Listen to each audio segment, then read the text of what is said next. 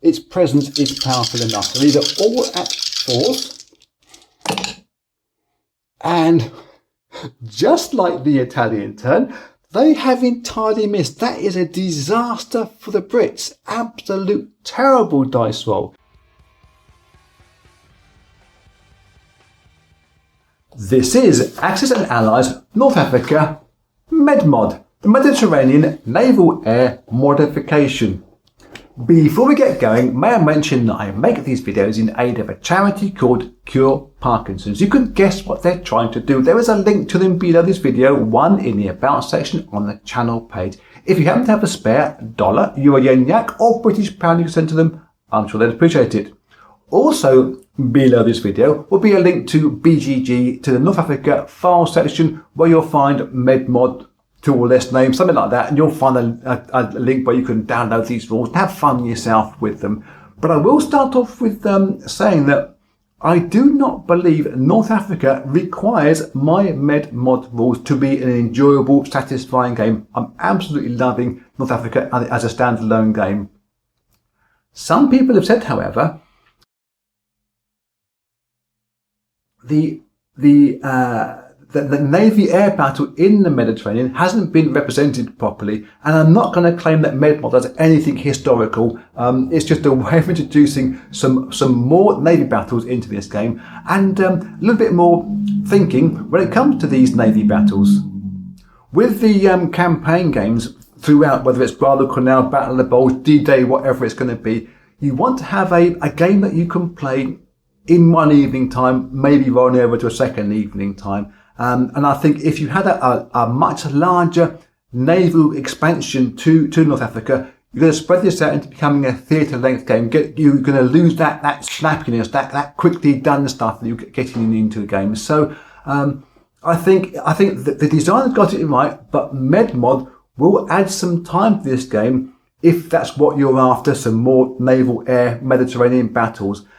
One of the base principles things that I wanted to establish first was that I did not want MedMod to intrude upon North Africa in any kind of way.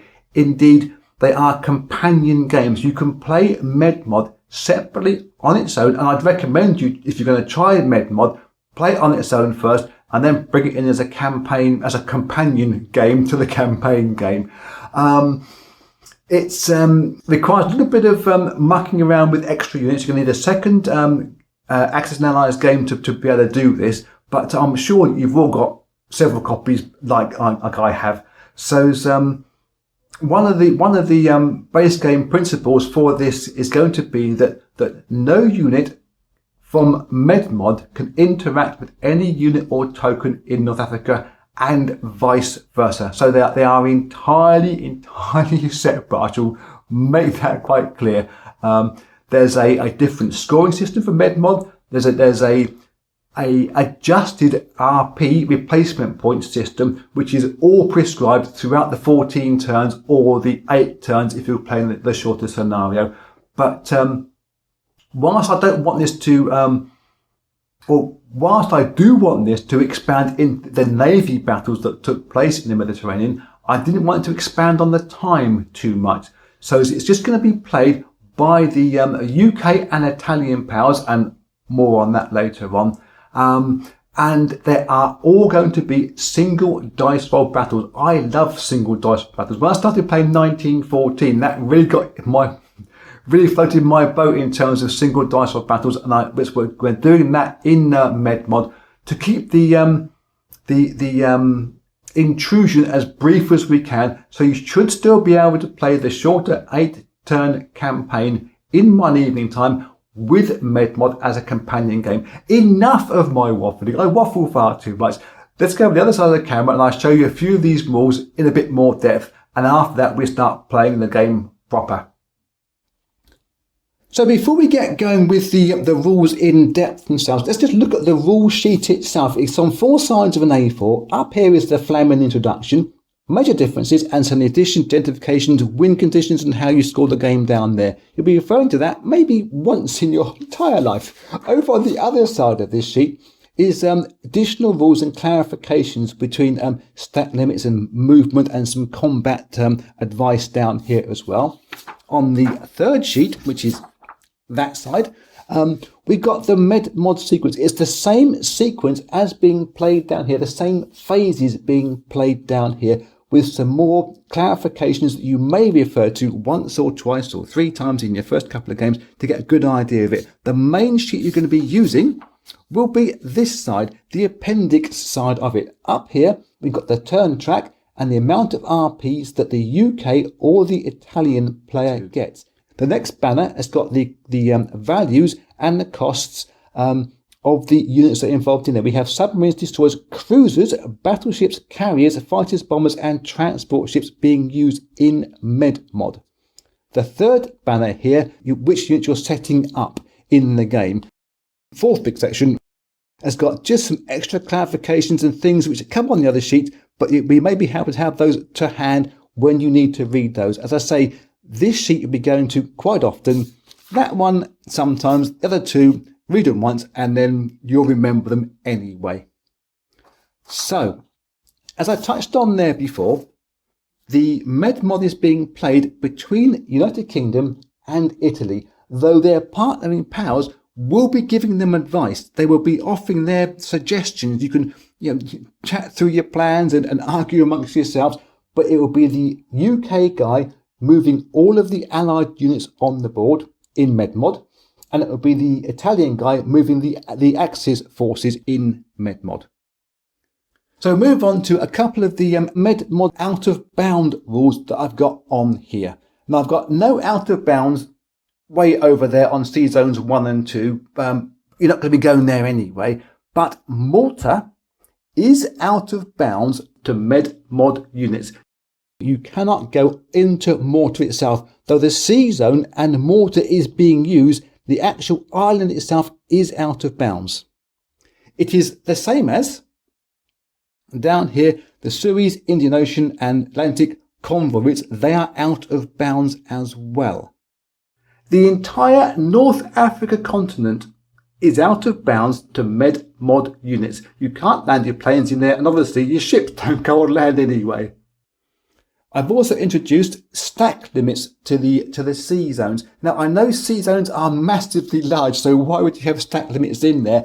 It's only because that I found in the early test games, using these MedMod rules or a version of these MedMod rules, we end up having one massive lump of sea battle in Tunis Convoy Zone 8 or Malta Convoy Zone 12, and it didn't let you exploit the rest of this board. So I have got a stack limit of 4 MedMod combat sea units in each sea zone, apart from their deployment zones of 10 and 3 for the Brits over there.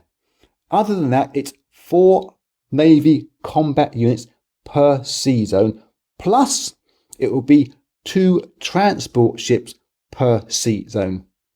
But that MedMod stat limit would not include any air power that was in there. So if you had, say, an aircraft carrier in here with 2 fighters on the board, it would only count as 1 unit to your limit. So aircraft carriers become quite important in this game. The other hamstringing rule, I suppose you could say, is that I'm only allowing 3 transport ships per side at sea. If you want to purchase more and shove them in your reinforcement zone for later use, then be my guest.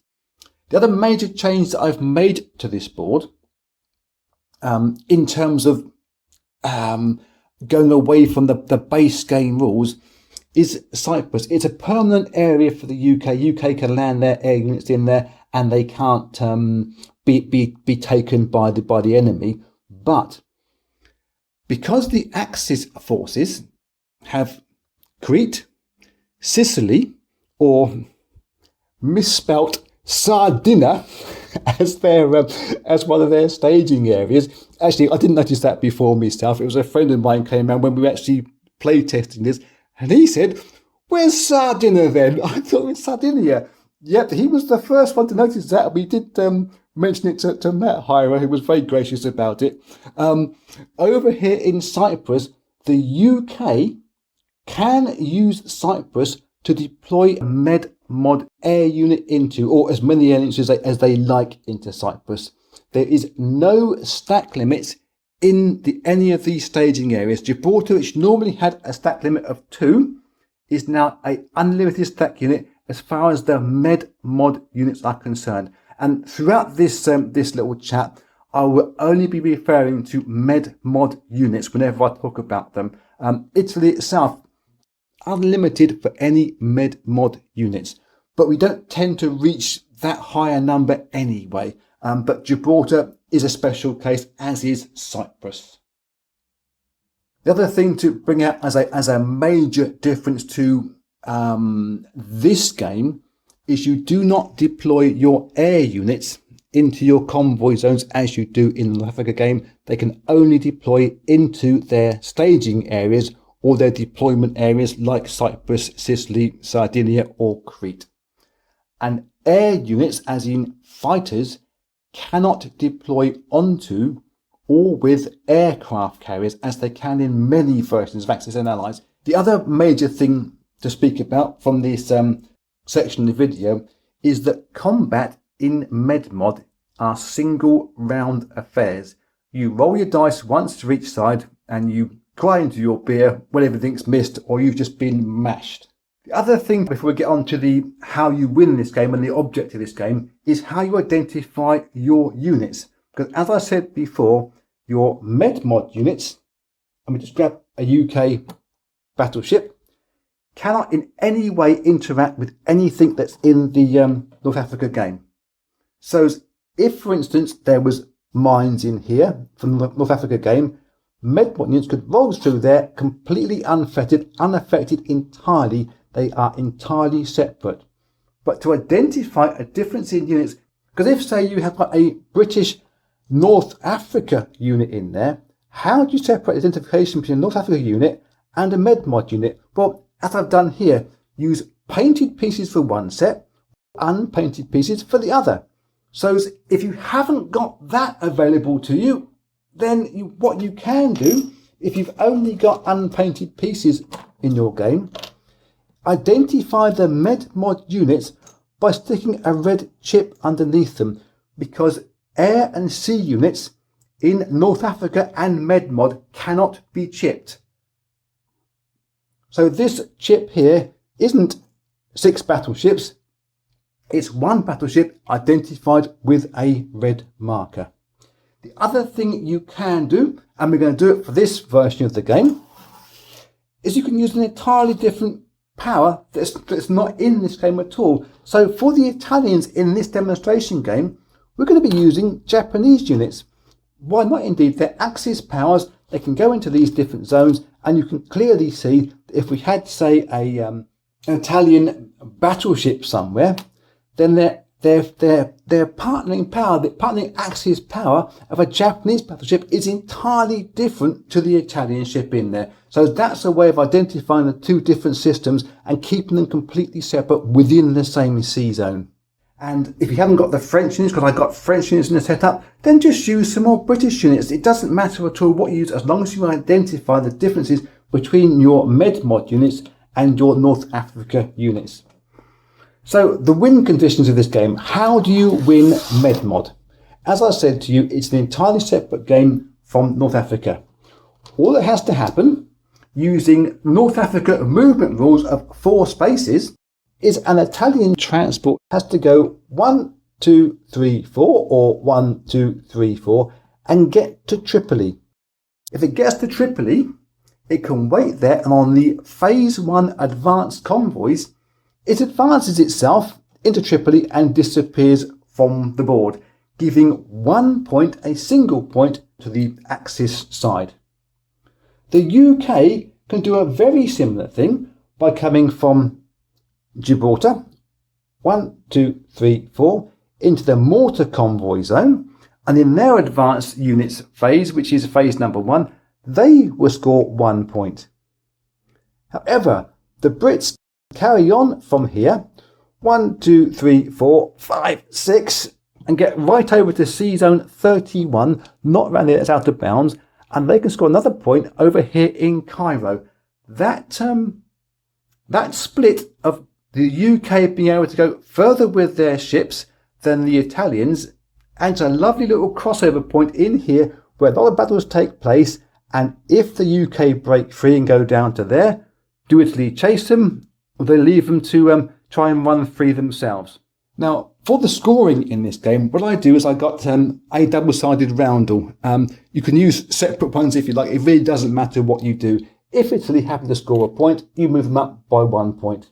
If the UK scores 2 points, you flip it over, 1, 2, move it down again. Easy as that, rather than keeping a whole track up here of who gets 10, 12 points, etc. But it's a simple way of just keeping score.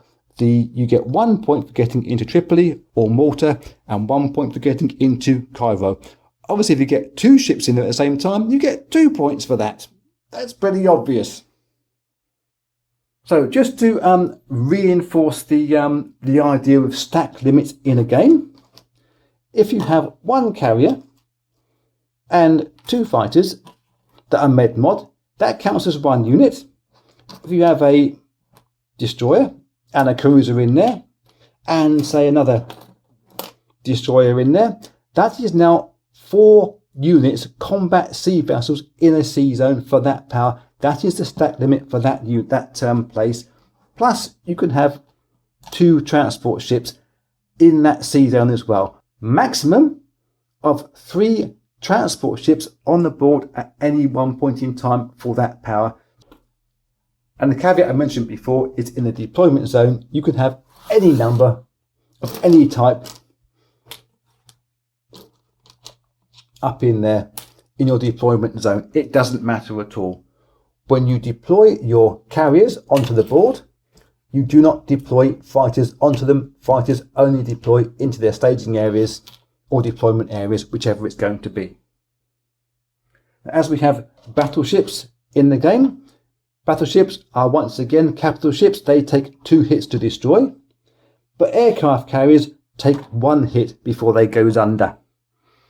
Usual Axis and Allies rules will apply to carriers and their cargo that they're carrying.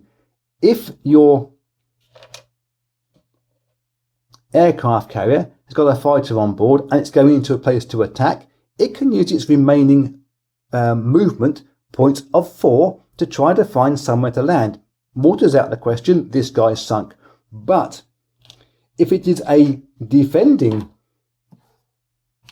aircraft carrier, we're just going to put this Italian one in here, Italian-Japanese one in here. If it's a defending aircraft carrier that gets sunk, its aircraft can move 1 space to find a landing zone. It's pretty much standard for a lot of the Axis and Allies games anyway there.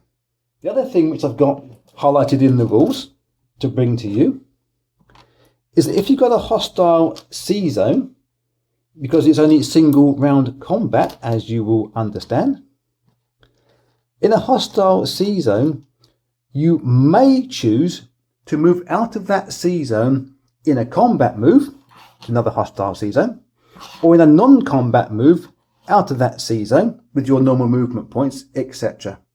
If you choose to stay in that sea zone, then you must fight in the upcoming combat round.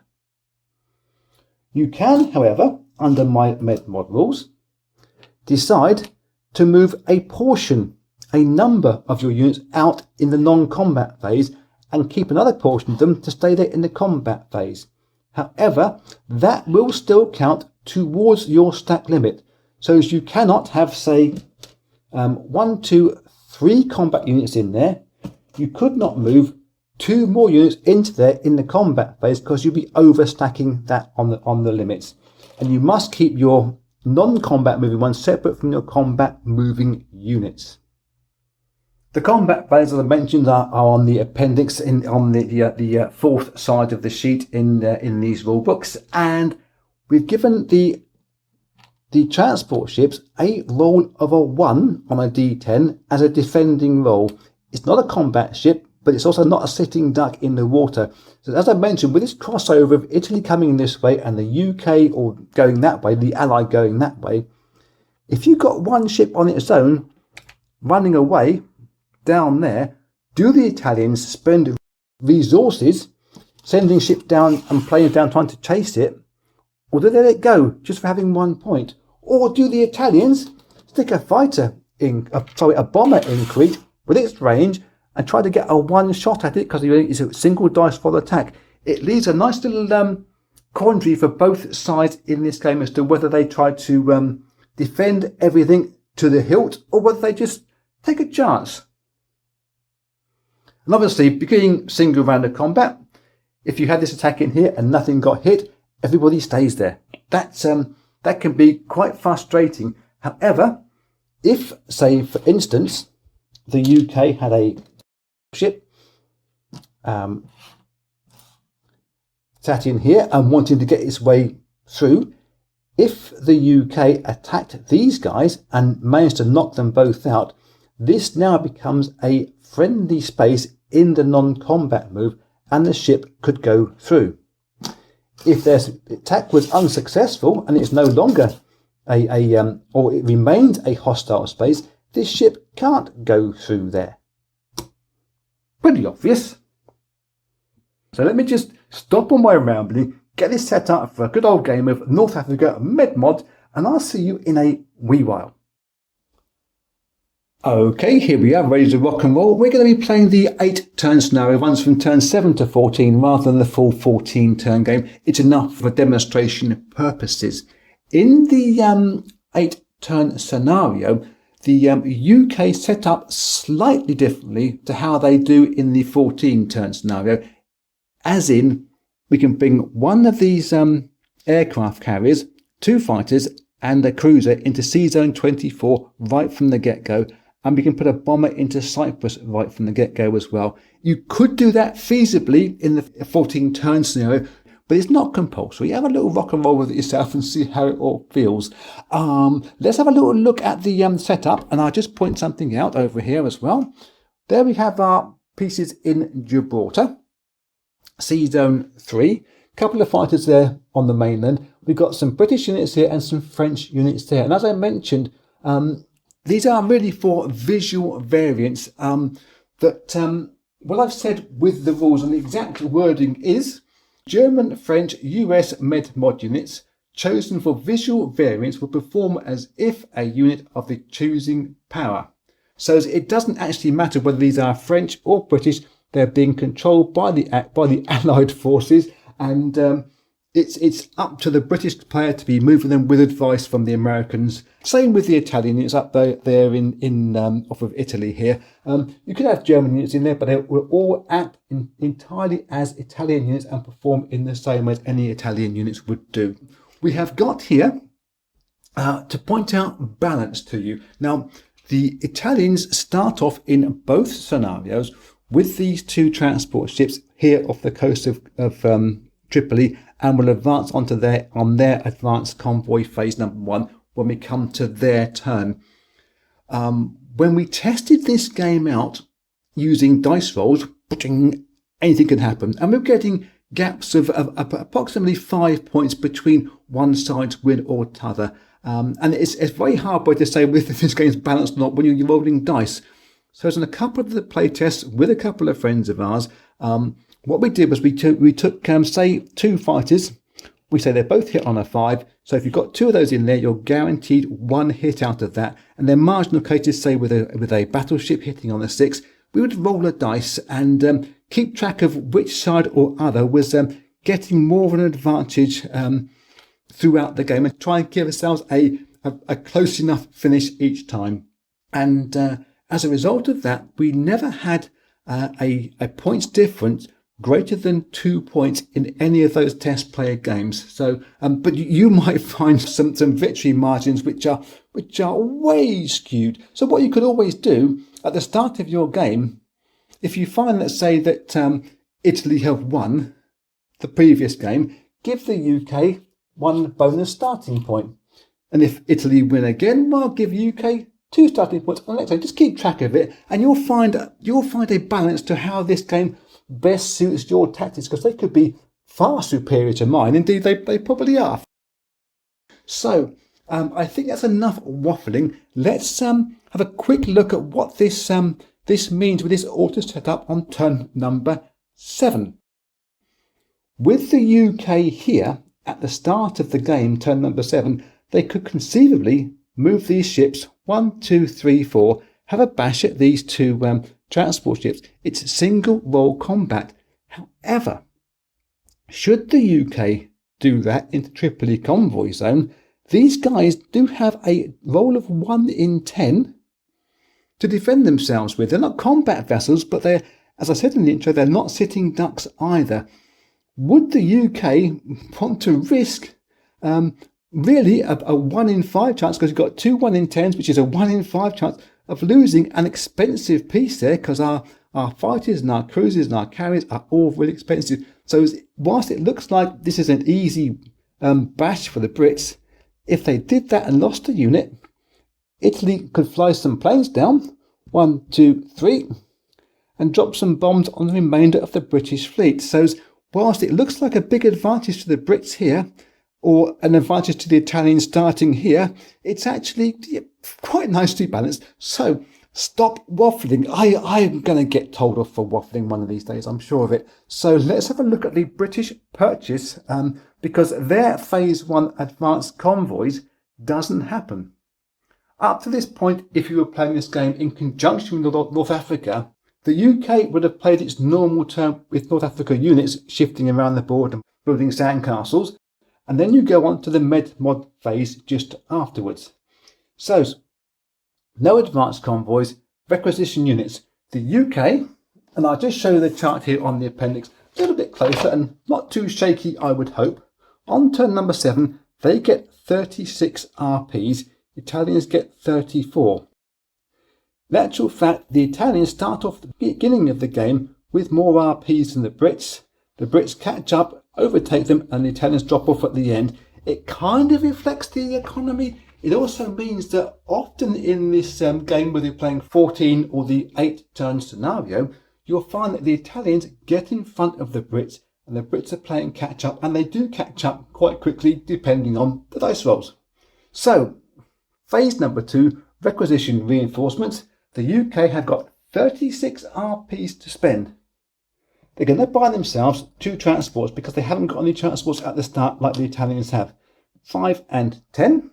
They're going to get themselves 1 big aircraft carrier, because it's important in these sea zones where you can only have 4 combat sea vessels in there. If you've got a aircraft carrier, you're getting an extra 2 units in there to help defend yourself or attack with. And then we're going to buy ourselves 2 submarines there. They cost 6 each. So 5, 10, plus 12, plus 14 makes 36. I wouldn't suggest that that's the only purchase for the UK, but it's the one we're going with right now. There's no combat move, there's no combat to conduct, so we're just going to be doing the non-combat move. I am not going to risk those units in there getting into that Tripoli convoy zone. Just call me chicken if you want to. They're going to go 1, 2, 3, 4 into the mortar convoy zone and sit in there, hopefully not getting themselves too badly bashed by whatever the Italians can bring over later on. And then with their fleets up here, tapping around the camera, we can move in 2 more combat sea units, and we're going to bring in the biggest ones that we can here, which will be these 2 cruisers. 1, 2, 3, 4. That gives us a lot of protection here.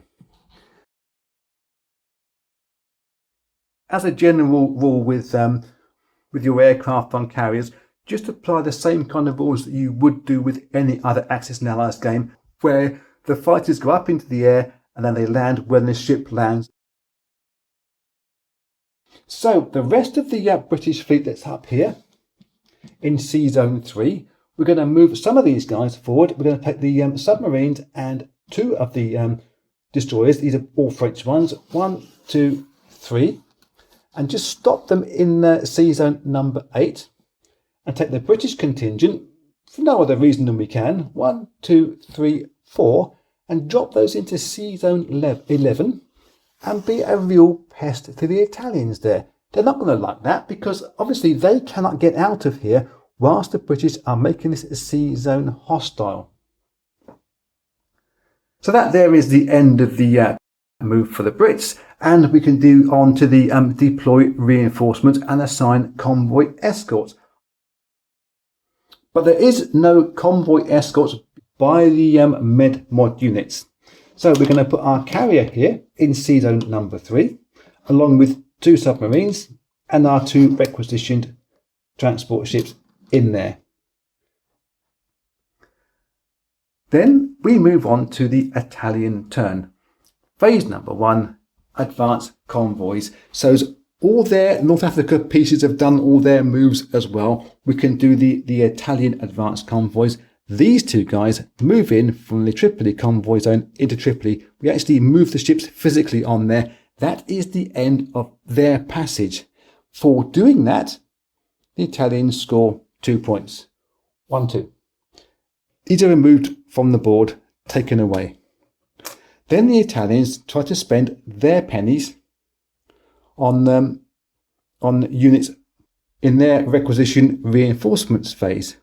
They only have 34, so they're already 2 down on this turn. Again, an aircraft carrier.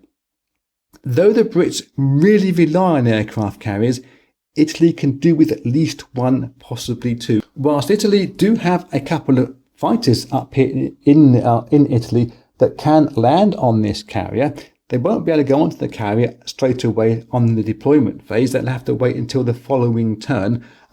So they're going to purchase for themselves, Italy, 1 bomber as well. Fighters and bombers both cost 10 replacement points in the Med-Mod game.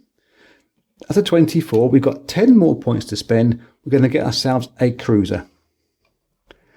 We don't need another transport just yet because we already are 2 points ahead of the Brits. So 14, 24, 34 points. That is the Italian spend for their reinforcement points.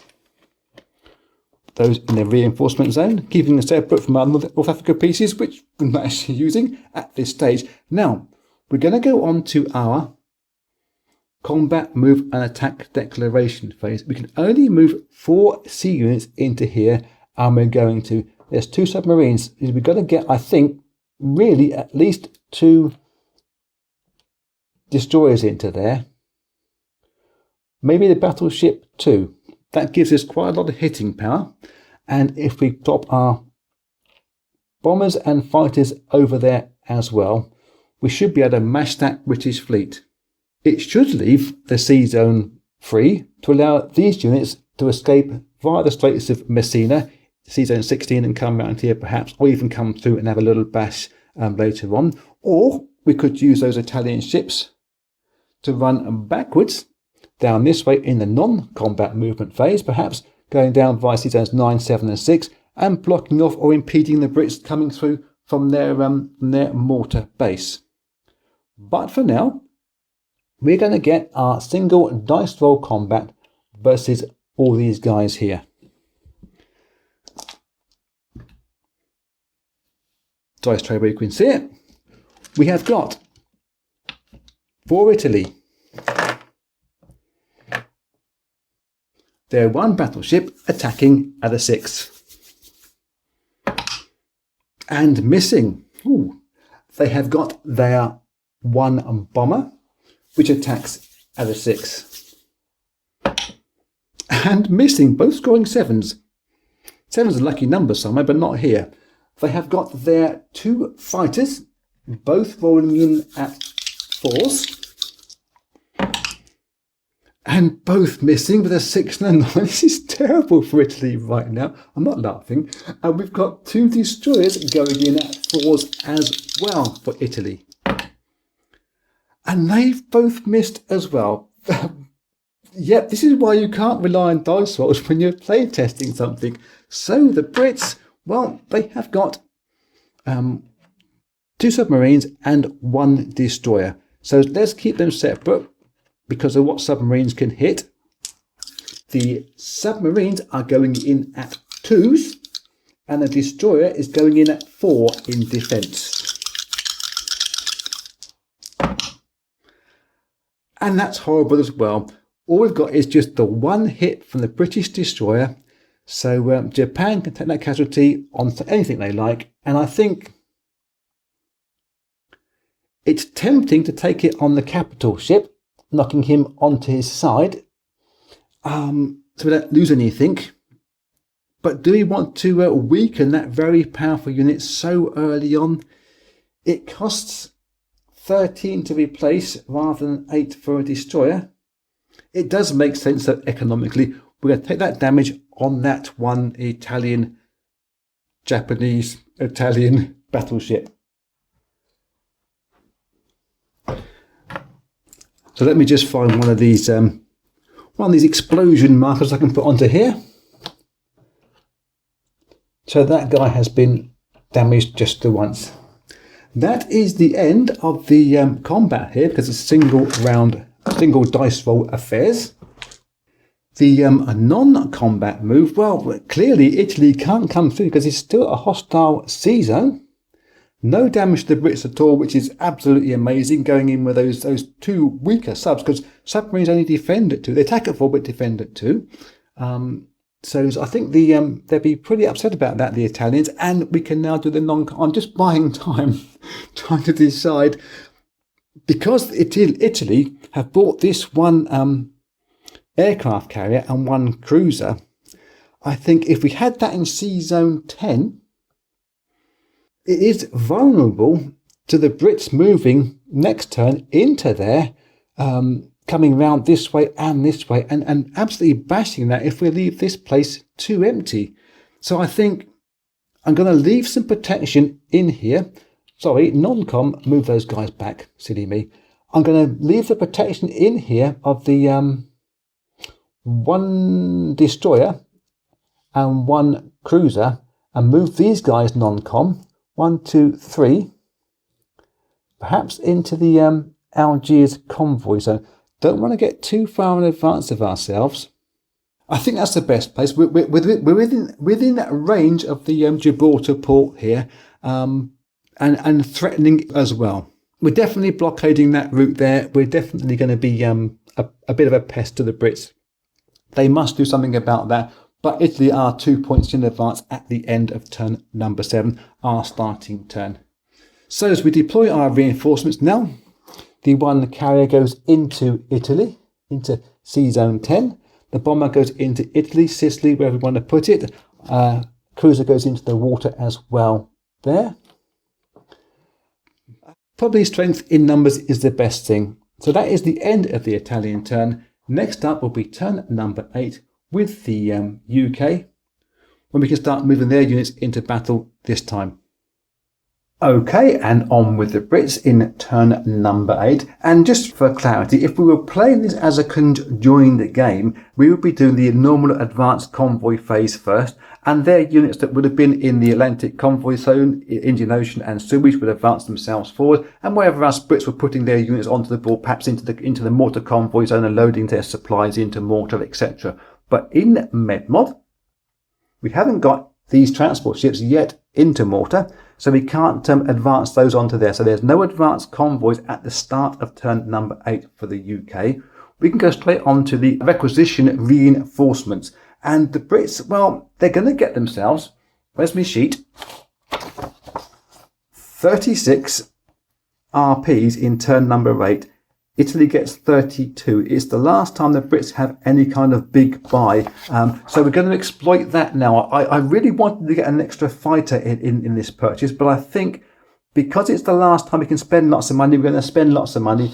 We're going to spend 13, 26, 36, 2 battleships and a cruiser. Go big and heavy now whilst we can afford it, and try and chase down this 2-point advantage that Italy have. We are worried about these 2 guys in here, but not overly. I think we can bash them out of the way. So to do that, we're going to move our one aircraft carrier into there, 1, 2 spaces. And from Gibraltar, it's going to go 1, 2, 3. 1, 2, 3 into there. And they can have a pop at this submarine, but we need a destroyer to be able to do that.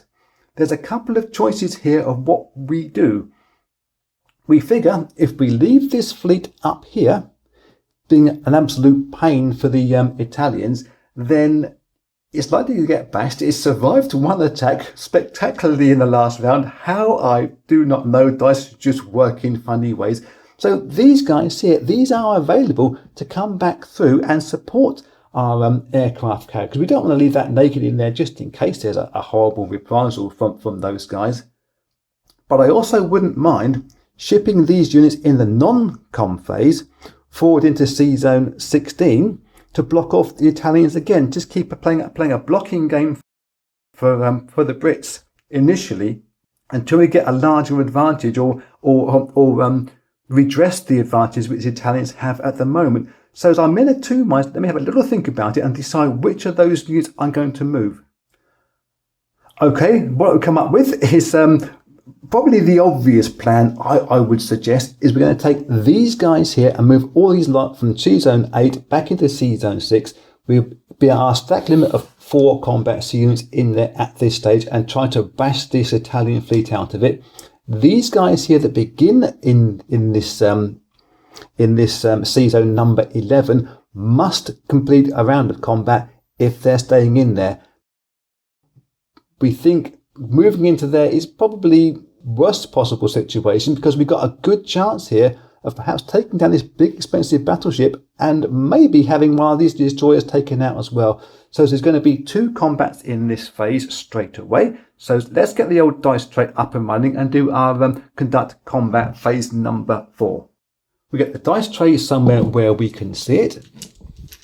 For the Brits, they will be attacking with 2 fighters. They go in at 4s. Because we have 2 destroyers, we can see that those submarines as well, they go in at 4s as well. Plus we've got 1 submarine which goes in at 4 on its own too. So we've got 5 dice at 4 trying to clear the Algiers convoy zone straight away. Plus we will have 1 roll from our aircraft carrier which attacks at a 1. Not very powerful in itself, but its presence is powerful enough. So these are all at 4s. And just like the Italian turn, they have entirely missed. That is a disaster for the Brits. Absolute terrible dice roll. So their 1 carrier has a roll at 1 trying to do something and does absolutely nothing. Well, what can you expect? It's a 1 in 10 chance. So this is absolutely scuppered the British plans. We were trying to clear this convoy zone out of the way so we can move our transport ships from Sea Zone 3 through into Sea Zone 12 and start scoring some points on the next turn. It's not going to happen. We have got the 1 defending cruiser. Cruisers defend at 4, and we have 1 submarine defending at 2. This could put a cat amongst the pigeons if they start scoring hits now. Wow, they've just scored 2 hits. That is an absolute disaster for the Brits, because that was the cruiser's dice. I'll tend to use the darker dice for the Axis forces as the highest register. 2 hits on the Brits. We got to take off 1 destroyer and 1 submarine. I'm afraid that is a terrible go for the Brits. It hasn't been successful with our rolls thus far, but that is really scuppered the plans, and I'm buying some time trying to think of what we're going to do next, but that is going to be for the next. Wow. The battle up there in Sea Zone number 11 will take place. Again, we have attacking destroyers and 2 attacking submarines. Everyone can see everybody, so it's 3 dice at 4. Submarines attack at 2, attack at 4 and defend at 2. And just the 1 hit out of that. Wow. So that's going to be taken, I imagine, on an Italian destroyer straight off there. But in defence, 1 big booming battleship at 6, and there are 2 defending destroyers at a 4. Look out, Brits, it's coming your way. Oh, and we have got 2 clean hits off the Brits there. They're not going to be happy about that. I think they have to take it on the 2 cheaper units, the submarines. So those 2 are lost from there, and that 1 Italian goes under 2. So that will be the end of the UK's conduct combat move. Now we think about their non-combat. Okay, quick cut and shut there. Things were getting very messy and very muddled in my thinking, and I've had to have a little think and a little reset just to try to get me brain into gear. Those dice rolls really haven't worked out favourably for the Brits, as we saw. But in the non-combat phase, we are going to be taking these 2 transport ships plus the 2 submarines into sea zone number 8. 1, 2, 3, 4 into here. Give us a shot at getting these units into Tunis next turn, and perhaps being able to score some points for Brits on the turn after. It's not very good, but what else can the Brits do? We can't load any more units through Sea Zone 8 into Sea Zone 6 because this is a hostile zone. We have to move units in the combat phase to go into a hostile zone, regardless of stack numbers and non-com moves that you may be used to in other games. We can't do it. We can't reinforce into there. So we're going to have to think about protecting these ships to the hilt by moving in our 1 aircraft carrier from Sea Zone 15, the mortar convoy zone. That gives us 3 combat units, plus we're going to put into there one of our cruisers in there too. That gives us some sort of defence. It's not enough. It doesn't look strong enough to us. The Italians could conceivably have a big bash. I'll think about them when we come to their turn. But to give the Italians something more to think about other than attacking these 2 British fleets, we're going to move both these cruisers from Sea Zone 12 into Sea Zone 16. We can't go through the Straits of Messina, just over there, to attack the Italians, because the Allied can't go through this strait. But it does cause a bit of a pest. The Axis forces can't come back through here either, unless they decide to attack them. So we're trying to take pressure off of our major fleets with our transport ships by perhaps sacrificing a couple of stronger units. We have to let the Italians think about that. That's the end of the non-combat for the Allied forces. Their reinforcements, get me words out there, their reinforcements are the 2 battleships going into Sea Zone number 3, plus the 1 cruiser for later on. We have to hope that things work out for the Brits. It's looking pretty dire at the moment. Give me a chance to have a little think about the Italians, and I'll get back to you in a sec. Okay, plans were afoot that were horrible and nasty for the Italians, but I think discretion is a better part of valour. We're thinking about an all-out attack into this convoy zone number 8, bashing those, maybe bringing units down and bashing this Algiers fleet here with a huge Italian presence there. But I think, really and truly, we are getting short of money because the Italians earn less, and so we have to really be a bit more of a protectionist role, we think. So we are going to remain this season here and have combat with the Brits. That's going to happen in a minute, but we're not going to be overly heavy against this convoy here. We do have this 2-point advantage. So to that end, the advanced convoy phase number 1 doesn't happen for the Italians because there's no transport ships adjacent to the Tripoli convoy zone, but they are purchasing for themselves 2 more transport ships, plus 2 submarines, plus the 1 bomber. Bombers are the range and the hitting power they got is quite important. So 10, 20, 32. That is the amount of money that the Italians can spend this time. In their combat move, as we mentioned before, these 2 guys are going to stay here at least. Well, they can only take out 2 units in their single dice roll affairs. If they take out 2 fighters, then all the better. It's going to be very expensive for the Brits. The Brits might take 1 on the destroyer instead, but that's up to the Brits to decide that when we get round to actually rolling some dice. As far as combat is concerned, because we are going to be purchasing a couple of transport ships, yes, they can only go into Sea Zone number 10 and can't move until next turn, but we want to try to clear some space for them to be able to do that. So we are going to be moving this 1 broken battleship in the combat phase out of the hostile sea zone into another hostile sea zone. It attacks at a 6. A couple of bombers can go into there. They attack at a 6 as well.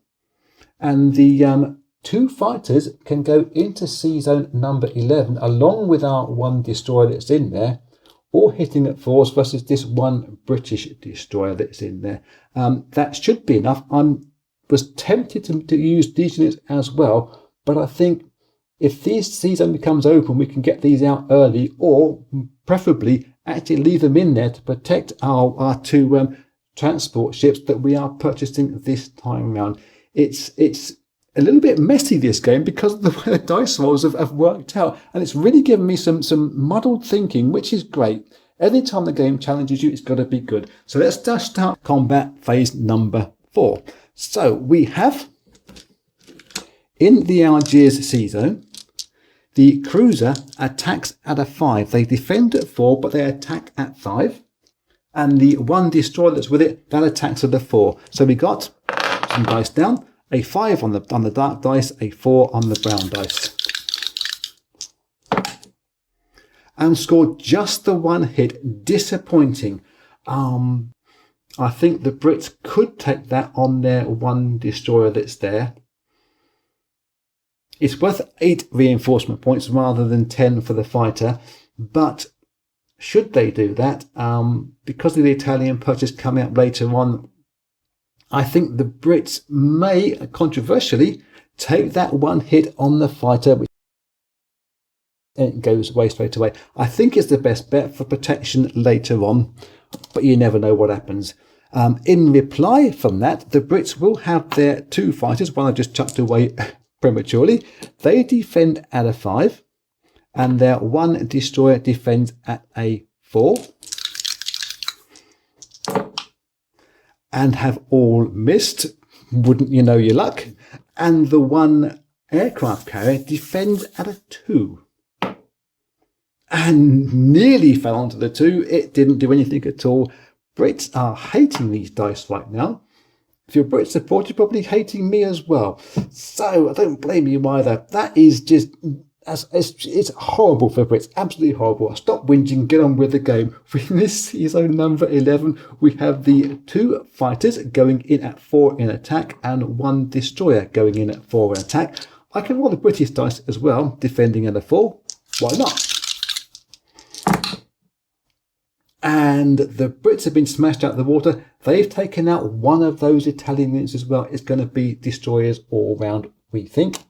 Both of those can come off at the same time. And in Sea Zone number, are we in shot? Sort of. Sea Zone number 16, we have got a big battle going off here. We have got 2 bombists going in at 6. The battleship goes in at a 6. And the 2 cruisers only defend at 4s. Again, let's just do the single dice roll. That's the Axis forces. This is the Allied forces. 6s versus 4s. And I can see 2 hits by the Axis forces, 1 hit from the Allied forces. I think again, fairly controversially, we're going to lose obviously these 2 cruisers for the Brits. That's a no-brainer. But do we lose this battleship? I'm tempted to lose the battleship, but it does. It does have presence as well in a sea zone where bombers have to fly home to for their tea. I think no, we're going to lose a bomber. We lose the bomber because we're buying one as well anyway this turn. That is the end of the combat phase for the Italians. In their non-combat phase, yes, I did say we could ship these guys out of here into the Mortar Sea Zone to harass the Brits in a minute, or into the Tripoli Convoy Zone later on. But we take away our protection from the units we are purchasing in the next round. I think for the moment, because the Brits can only, on turn number 9, move into Mortar Convoy Zone, they can't actually score their points until turn number 10. I think we're happy enough to leave our fleet there in Sea Zone number 10 and fly our planes back. I think quite threateningly to Sicily. I think I'm gonna do that. I'm happy enough with that, and deploy our units now. So no, change my mind. I'm going to put them back into Italy. I think I'm happier there. I'm not entirely sure why. Of course we don't do that. We put these back onto the carrier. Silly me. They've gone 1, 2, 3 onto the carrier. What was I thinking? You never know when I get started talking. Brain to mouth disconnect. Yes, so deploy high units, bomber into Italy, the 2 submarines into Sea Zone 10, and these 2 transport ships. Yeah, I think there is a possibility of the Brits later on, and again, that's going to be the next term round, coming through and blocking off Sea Zone 16. But they've got to protect themselves in the water convoy zone as well. So anyway, I'm getting way too far in advance of myself and getting myself all in a kerfuffle. That is it for the Italian number 8. That's plenty enough for this video. I will see you in UK's third turn in this game, effectively, where we have much more dice rolling, much less waffling. Until next time, be cool.